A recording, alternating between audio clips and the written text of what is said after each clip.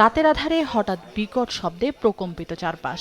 জঙ্গি আস্তানা থেকে উদ্ধার করা 5টি বোমা নিষ্ক্রিয় করে পুলিশের বোম ডিসপোজাল ইউনিট।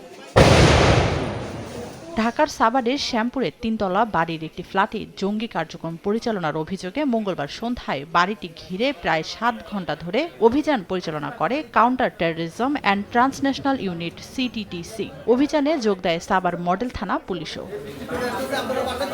হেমায়েতপুর থেকে বোমা ও বিস্ফোরক জাতীয় দ্রব্যসহ আরিফ হোসেন নামে এক যুবককে গ্রেফতার করে পুলিশ।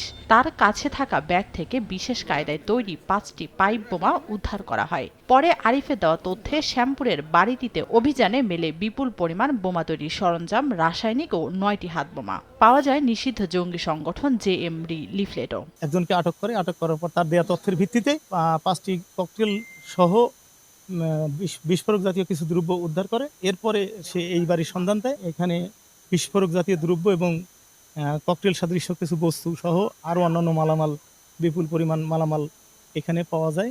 বাড়ির মালিকের মেয়ে জানান, স্ত্রী সন্তান নিয়ে থাকার জন্য স্কুল শিক্ষক পরিচয়ে 1 আগস্ট থেকে বাসা ভাড়া নেয় আব্বাস আলী নামে একজন। 4 দিন যাবত ভাড়া নিছে। এখানে আমার ওয়াইফ নিয়ে আসবো, আমার বাচ্চা আছে, বাচ্চাকে স্কুলে ভর্তি করবো। বোম পাইছে, এটা অন্য জায়গা থেকে আইনে আমাদের রুমে রাখা হয়েছে।